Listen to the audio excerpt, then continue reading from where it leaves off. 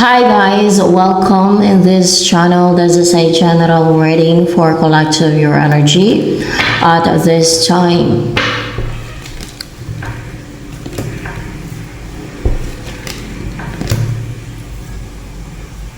Hindi ka na nag-i-enjoy, hindi ka na feeling secured or comfortable, or you're not happy, or hindi mo na na-enjoy talagang buhay mo, no? Na mag-isa, or wala yung partner mo, wala yung relasyon mo sa buhay mo, yung ganoon ba? Kaya, nagiging courageous ka and positive na mag-offer ng cup of love. Pwede din ito na reversal sa iba. Pwede yung energy ng person nyo to dealing with you. Or else energy nyo talaga to, lalo kung kayo ay lalaki. Kasi, lalaki naman talaga offer ng cup of love, di ba, sa babae. So, yan. So, Ace of Swords. Actually, magtatagumpay ka eh. So, umpisahan mo na mag-offer ng cup of love. Magtagumpay to. It's victorious. There's a sign of victory. No? So, pag-take mo ng action na to, na courageous ka and positive, na mag-offer ng cup of love and driven by your emotion, and maybe your desire as well to unite with your person, to be in a relationship with a person na gusto mo i-pursue, sa person na gusto mo mag-offer ng cup of love, o na magkaroon ng balance sa inyo, or else gusto mo makasal kayo agad, or ang makasal kayo na you will end up married, na pangasawa mo siya. Ganun pag seryoso ka na eh. Pag seryoso yung isang tao, gusto na ng kasal, gusto na bumuo ng family, magkaanak, ganun. Yun na talaga naiisip niyan.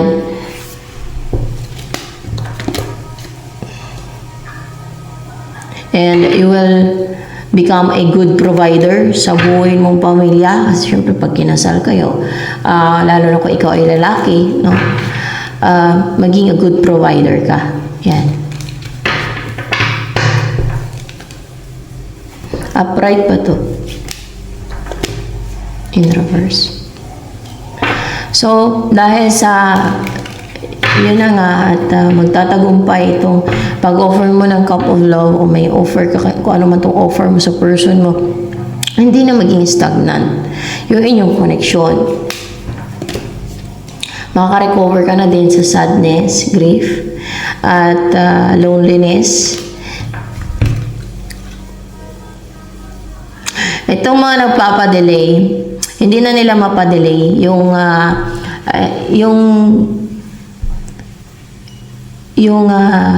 makapag-offer ka ng cup of love sa yung person, kasi na-restrict sila, guys. Yung mga nagpapadelay, yung mga gustong pumigil, yung mga pumipigil para mag-take ka ng action sa person mo, para mag-offer ka ng cup of love sa person mo, yung mga pumipigil sa'yo. Naka-restrict sila, naka-bind, naka-chain, naka-restrict, wala silang magawa. Ano ba umiiral sa mga yan? Inggit? Hindi. Ano gahaman? Itong mga gahaman yan, mga nakarestrict. Kung nagtutulungan sila, mga gahaman sila, guys. Mga gahaman.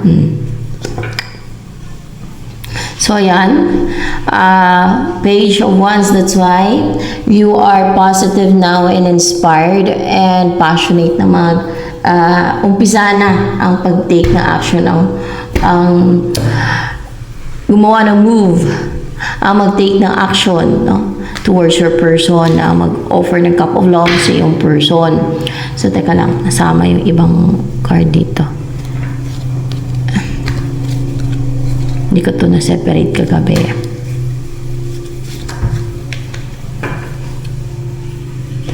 Diyan mo na yan. Yes, you belong to me. I'm yours exclusively. Right on, we'll leave and hate each other. Impossible it seems. I'm flowing like a stream, running free, traveling all the ways of love,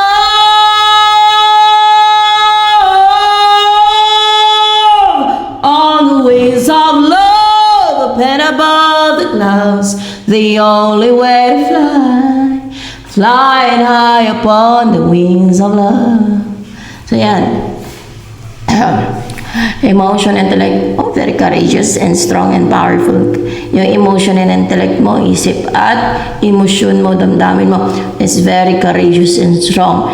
Actually, you're nag-healing right now. Nag-heal ka ngayon, no? Sa pace ng buhay mo na nag-heal ka. O gusto, or you're courageous to do this para mag-heal na kayo ng person mo, pwedeng ganun ang intention mo, o maaari nag-heal ka ngayon. Yan. That's your energy right now. Kaya passionate ka mag-take na action and brave, no? Para mag-heal na kayo, para ma-relax, ma-calm, para mag-heal na kayo sabay, no? At syempre, pagkasama yung isa't isa, mag-heal na kayo, makarecover ka na nga sa sadness and grief, sa kalungkutan. Oh. Kasi kasama mo na yung person mo. Halos lahat naman ng tao may pinagdadaanan dito. Kaso lang may mga deceitful talaga na. Kadalasan pa naman sa mga deceitful na yan, mga evildoers, umaanib sa kadiliman, guys. Through witchcraft, through occult, meaning occult, demonic powers. And syempre, yung gumagalaw dyan, yung mga demon yun. Para lang, makuha nila yung gusto nila. Yun na yung mga greedy, yung mga ganyan. When it comes sa tao. Pero kung hindi tao, mayroon pa mga elemento, no? Yan, greediness na umiral daw dyan. So yan, Eight of Pentacles in reverse. Hindi na daw magtuloy-tuloy itong mga ginagawa nila kasi naka-restrict na sila eh. Hindi na sila makapag-effort, makapag-put ng hard work na pigilan ka ng person mo para hindi kayo ma-unite. Hindi na magtuloy-tuloy yan. Ginagawa nila sa inyo kasi naka-restrict na itong mga ito. Oh, the devil, pati itong devil. Yung devil ay nag-aantay. Yung devil, nag-aantay ng na ma-set free.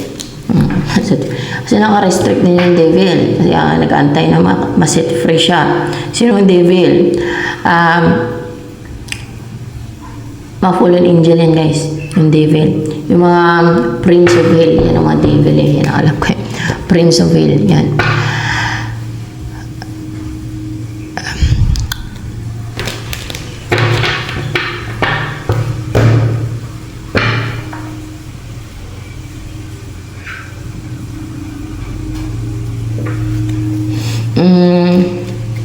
Yan, yung devil doon nag-antay na ma-set free. Kasi naka-restrict din yan. Kasi kung hindi restrict yan, ay mangharang din yan siya. Mangharang din yan siya. Mamigil din yan sa'yo. Oh, mga-atake yan sa'yo at kay person mo. Yung mga yan wala eh, kasi yan sense of right and wrong. Puro wrong ang kanilang ginagawa. Puro masama. Puro injustice, unfair. Parang desperate na ba? No? Desperate kasi alam nilang kukulong sila sa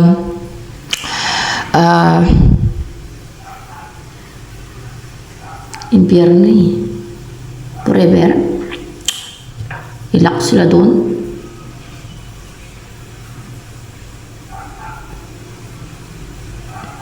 Dapat kasi hindi siya naging rebellious, no? Nakontento na lang siya na hindi siya yung God. Na actually mataas na yung posisyon niya sa langit eh. Naman yan eh.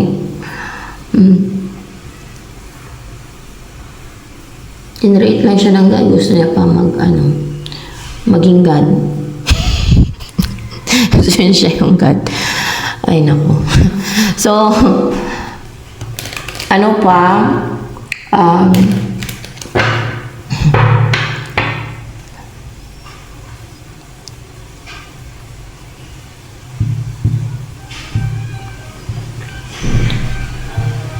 every creation ng God, mahal naman ng God yan. Kaso lang, binigyan niya ng free will nga. No? Kaso lang, yung mga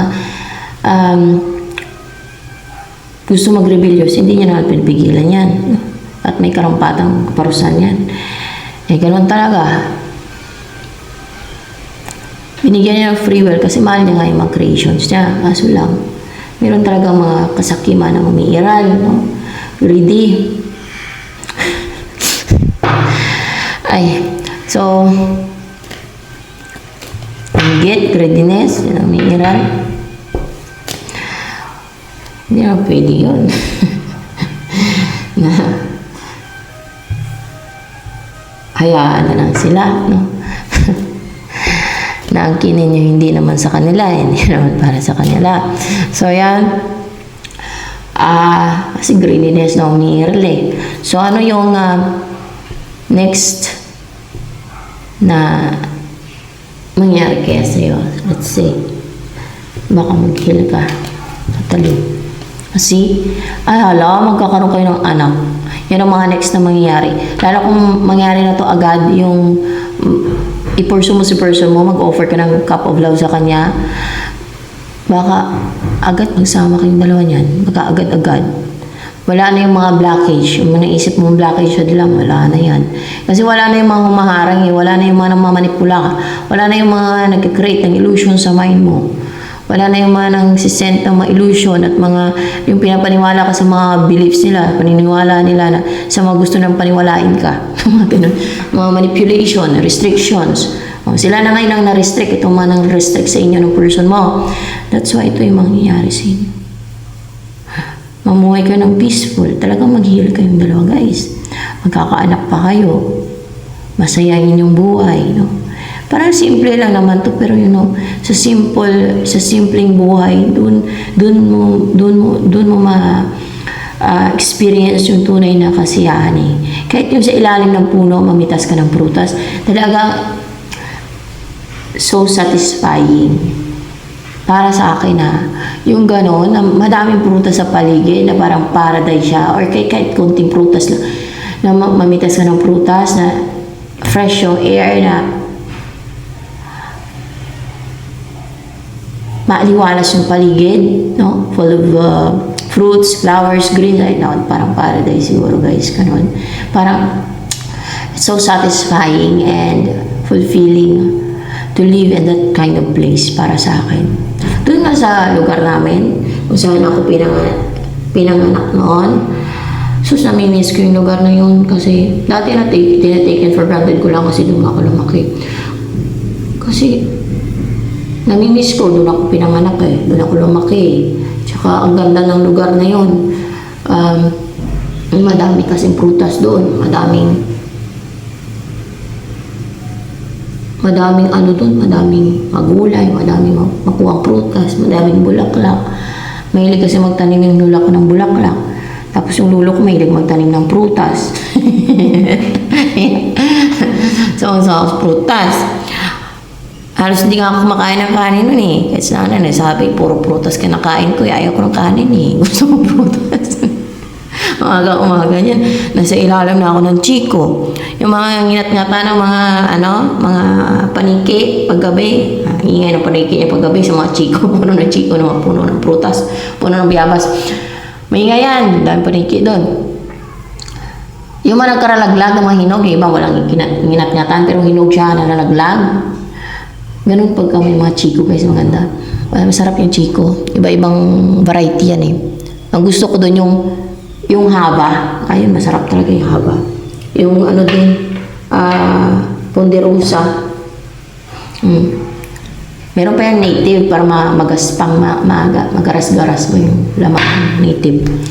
Masarap talaga haba. Bumbilya din kaso matagal, mahinog yun eh. Pero masarap din yun siya. Napakatamis ng bumbilya kaya ng chiko. And pagka umaga yan, managas ako niyan. Yung lumitingin ako sa paikot ng sa ilalim ng yun ang tawag sa panagas.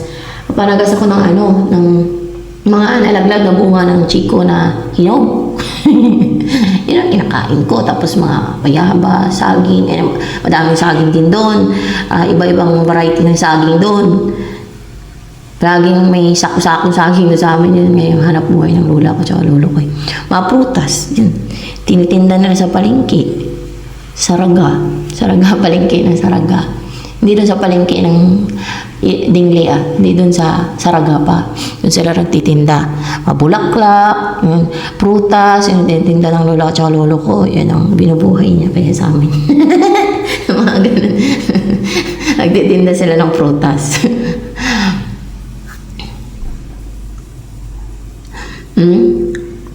Okay, sampalok. Sa harapan na ng bahay namin, matamis yung sampalok. Tuwang-tuwa kaya ako niyan. Tapos mayroon pang sanga na, yung sanga, branch na parang paganyan siya, oh. Pero medyo mataas siya. Inakabitan ng duyan ko doon. Ginawa na tiyuhin ko. Ang daming bunga, guys. Pero parang paganyan siya, oh. Parang paaslan. Madali lang siya akyatin kasi paganyan siya, oh. Tapos sa dulo, napakaraming bunga. Pwedeng abutin ng kamay. Tatalon-talon ako dun sa may taas ng yung sampalok, yung nakaganyan siya na branch. Ay, yung mga hinog na hinog talaga, naglalaglagan yan. Pag hinog na talaga, nalalaglag siya. Pero yung matibay yung kapit, hindi siya malaglag. Masaya kayo ng memory ko dun. Pero miss ko talaga yung lugar na yun. Ang dami dun na basta masaya. Masaya kayo ng ganun. Sa mga ganong places na madaming prutas, naman swerte-swerte nyo. Kasi ako, pinapangarap ko na lang yan. Sa akin. Kasi, doon nga ako lumaki, hindi na ako nakatira doon. Pero, para sa akin, it's so fulfilling to live in that kind of place na maraming prutas sa paligid. Ang saya. So, yan. Yung iba gusto nila ng luxury sa mga pero hindi siya masaya, guys. Yes, maganda din yung mga ganun, pero mas ma-enjoy mo kasi yung buhay sa places na natural. Pagising mo sa umaga fresh, mamoy mo yung mga hinog na prutas, bulaklak, di ba? It's so satisfying. Pero hindi ka malungkot ba? Paano ka maging malungkot? Pag ikot mo sa kaliwa, may prutas. Pag ikot mo sa kanan, may prutas. North and south, may prutas. Pag nakaramdam ka ng pagka-boring, kukuha ka ng prutas. Pwede din kakao. Isipan mo mga ng kakao, kung ano ang prutas. Meron. May enjoy mo talagang buhay. Di ba? Saya lang. So yan, clover. 6 of diamonds. Kaya for sure, yung mga nasa Garden of Eden, may enjoy yung buhay doon. No? Masaya daw doon sa Garden of Eden, yung mga righteous souls nga lang doon. Kasi yan ang sabi ni Jesus Christ, diba? Only righteous souls ang nakapasok sa langit. Yan doon sila sa Garden of Eden, yung mga righteous souls na yun.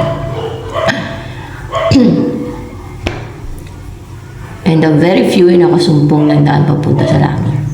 Makitid daw yan. Pero of course, yung sa impyerno, maluwag yan siya. Maluwag nga, pero impyerno ang punta. Ano yun?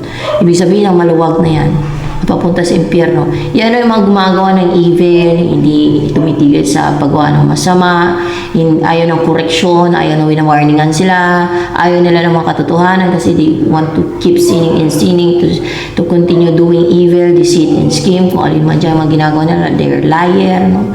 Wala silang disiplina sa sarili nila, wala silang control sa sarili nila. Okay lang sa kanila magsinungaling sila.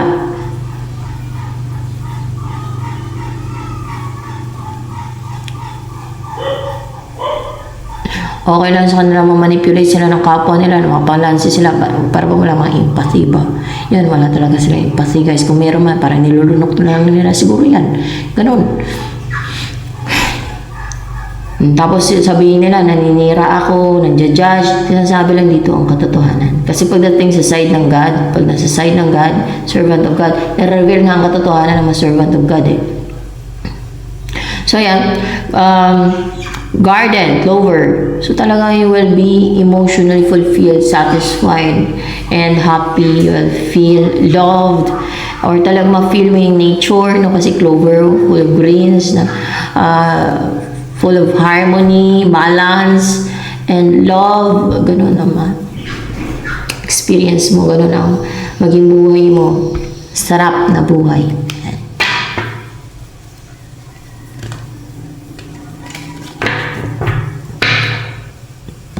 So, tunay na masaya ka, emotionally fulfilled. Love, yung minamahal ka, siguro yung person mo, panilahalik-halik sa'yo, gano'n, lalakmalambing si person mo. Hindi siya piki. Kasi kung piki naman yung halik niya, piki yung pagmamahal niya, ay maramdaman mo naman yun, hindi ka maging masaya, hindi mo maramdaman yung love. Hindi ka maging fulfilled. Pero kung tunay na love ko ng person mo, mamahalin niya talaga, you will feel love, being loved, emotionally fulfilled. So yan. Pero ito, you are meant to be together for sure ng iyong person. And maaaring itong person na to ay bigay. Kumaga, meant kayo to be together na kalangitan na mismo magsasama sa inyo. So yan. Two of Wands. Pagta-travel ka. At magtatagumpay itong pagta-travel mo. Ewan ko kung saan ka pupunta. Punta ka ba sa person mo?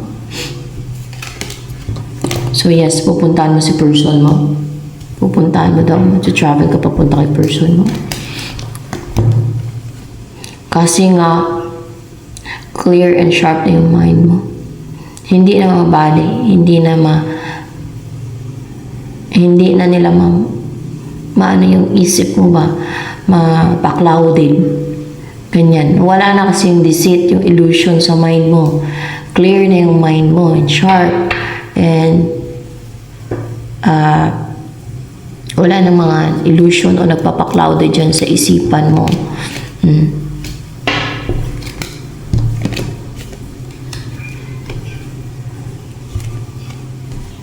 You are protected. Dinidipinsan ka ng blood of Christ sa mga attacks pati yung it's red. Yan ang nagdidipinsa sa'yo. That's why you're fiery. Inaatake ka para hindi ka magpatuloy sa pero naka-restrict na itong mga nang-atake sa'yo eh.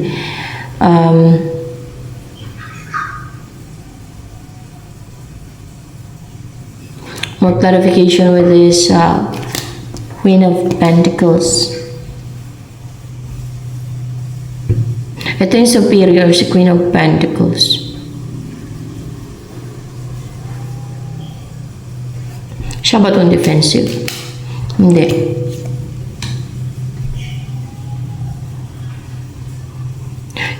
This is you are protected by blood of Christ. So yes, yun talaga, yun ang sabi ng aking guide. Medyo ngayon, tinga ko ngayon kasi pag umulan-ulan talaga, parang na-irritate pa yung tinga ko guys ba? Medyo na-irritate lang. Pero, yun ang sabi kanina, kaya yun ang sabi ko, di ba? Kahit na I know na defensive yung ibig sabihin ng Seven of Wands. Pero yun ang sabi ng aking guide na defense, na you are protected by, kasi, yun ang sabi niya na you are protected by blood of Christ. Kahit may mga attacks, protektado ka ng blood of Christ. Kaya nga red din dito, di ba? So, yan ang nilabas. So, the card. So, ayan. And, maybe this is your person. This is your person na kumbaga superior na siya.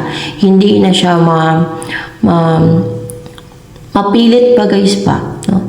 Hindi na siya maisahan ng mga nangumbinsi sa kanya. Hindi na siya ma-manipulate. Hindi na siya convince o hindi na siya makumbinsi ng mga nangumbinsi sa kanya. No? Merong mga ganun. At anong nangyari sa mga nangumbinsi sa kanya? Yan sila yung nakatali. Tama ba? Yan yung mga naka-restrict. Yung mga nangumbinsi person mo, ni-restrict. Sino ang restrict person mo? Person mo nang restricts kanila. Parang chinain. Parang chinain sila. Tama ba? Chinain sila ng person mo. Ganon bang nangyari? So yes, and dinestroy. Pati dinestroy sila pati ng person mo. Dinestroy na sila ng person mo tuloy. Maaaring your person is not ordinary na human. No? Hindi ba ito ordinary yung tao itong person mo? Hindi siya ordinaryong tao itong person mo. May ginawa tong person mo, yung mga naubinsi sa kanya, like siguro mga evil forces. Yeah, yung mga evil forces ay naka-chain na, ano sila, naka-restrict, pinang-tali, pinang-talian, pinang-chain. Yan. Malalaman niyo naman kasi pag may nanunulsul sa inyo. Meron nga niya sa akin na sinusulsulan ako, kapitbahay ko ng ano sa akin.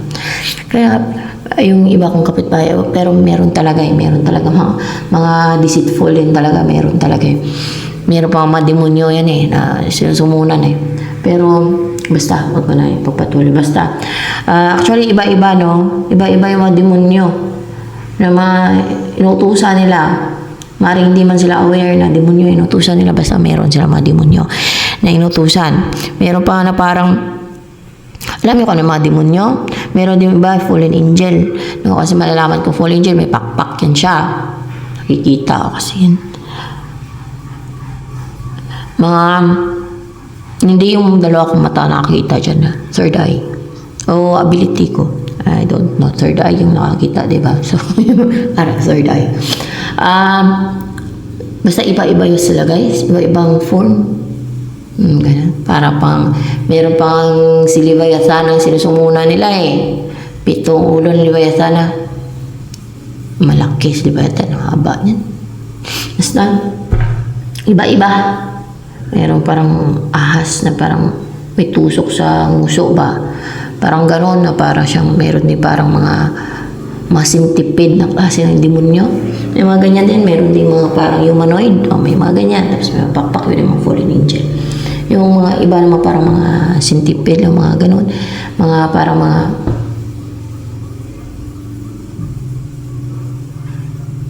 meron din mga elementals. Meron din ako nahuli na. So, skala ko parang parang tupang maamo na may kaibigan ngayon na sabi niya, duwende, pula at green. So, sinusumunan niyo pala para makatake sa akin. Miral pagkagaman niya. Nalata ko na yun na kasi dati. Na miral yung pagkagaman niya, guys. Kung ano yung akin gusto niyang kanin. Gusto niya pa sa kanya. Kaya siguro ganun. Kaya kaibigan niya pula na duwende. Kaya masama yung pula na duwende. Alam niyo naman, pag masama ay kakampihan sa masama.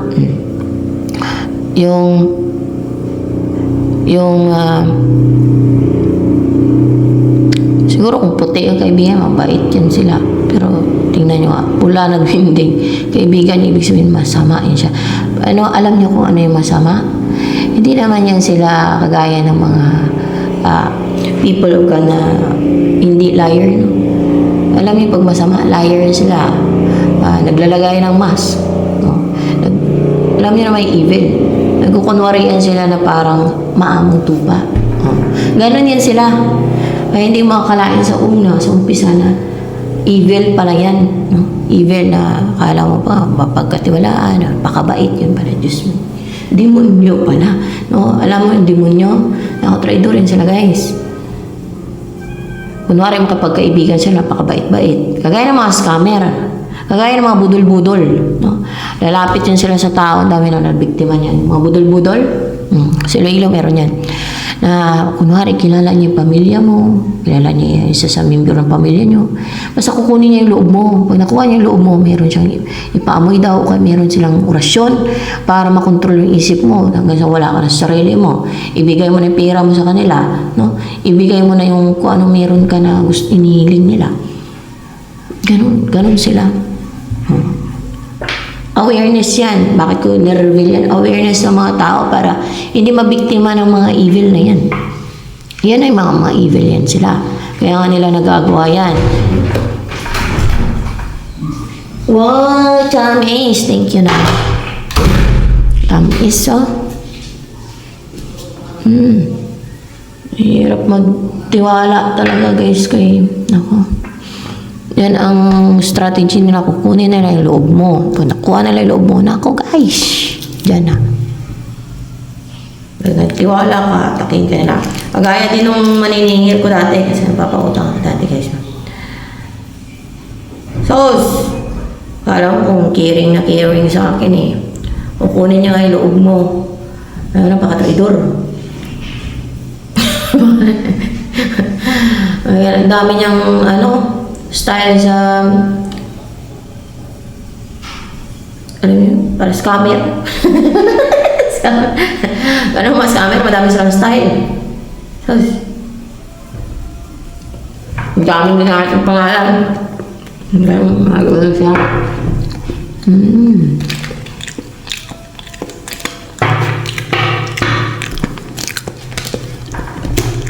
Yan, the world.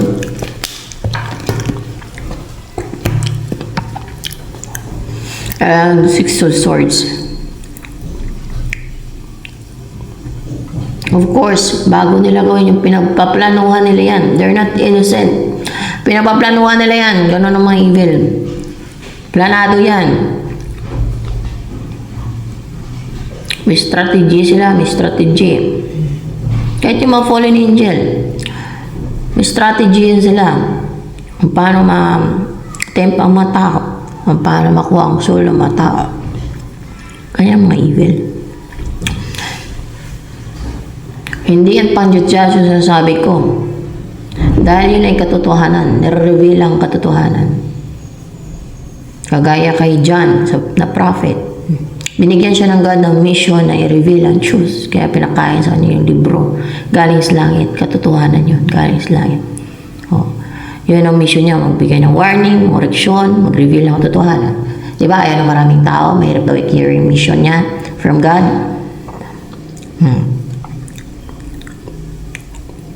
So the world. Six of Swords.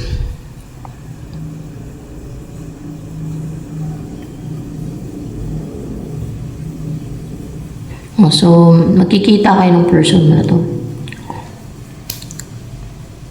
Lalayo kayo. Saan ka ba dito? Ikaw ito?